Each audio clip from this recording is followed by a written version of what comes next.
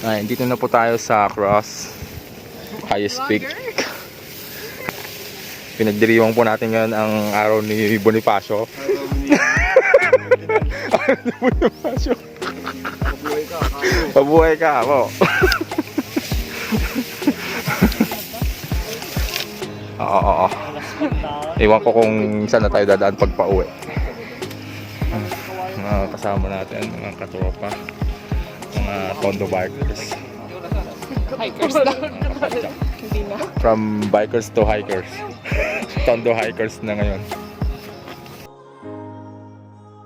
At kasama rin nating nag-hiking si Paring Dado na nataong na lockdown ngayong panahon ng pandemic.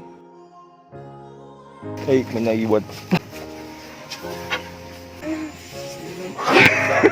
May ID ka ba? Ay, nandun na. Ay, nasa ago ka pa rin. Ay! You go.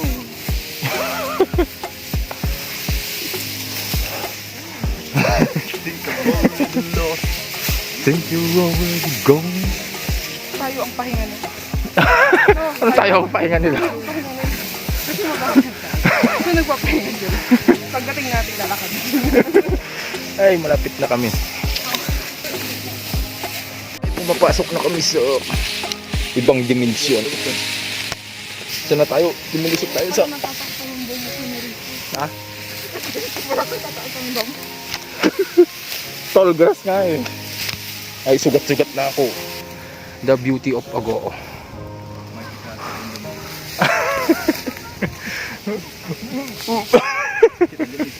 Ay, itong paborito ni Dakit. Hiking. I remember the days. Ay, kita na namin ng defense. Karawes na banda. Ay, wala. Yung bye-bye sa Tomas. Songyot na yun. Ay, tumbok na ulit.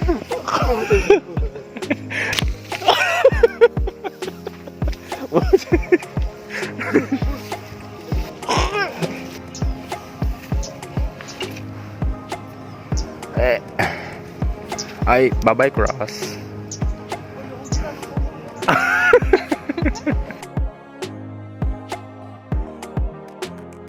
Mga tarantula hunters. Ay, nag-mall.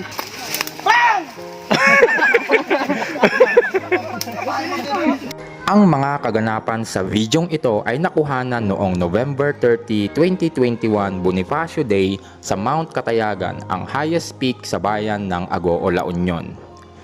Anong leksyon ang matututunan natin dito?